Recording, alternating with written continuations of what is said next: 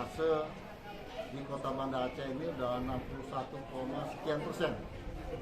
Sungguh yang sangat signifikan, ya, antusias khususnya dari masyarakat Banda Aceh.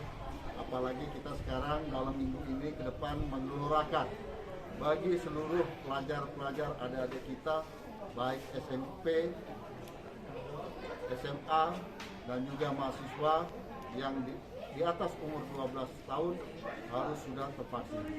Ini akan meningkatkan imun kita dan juga daya tahan tubuh kita, serta menimbulkan herd immunity.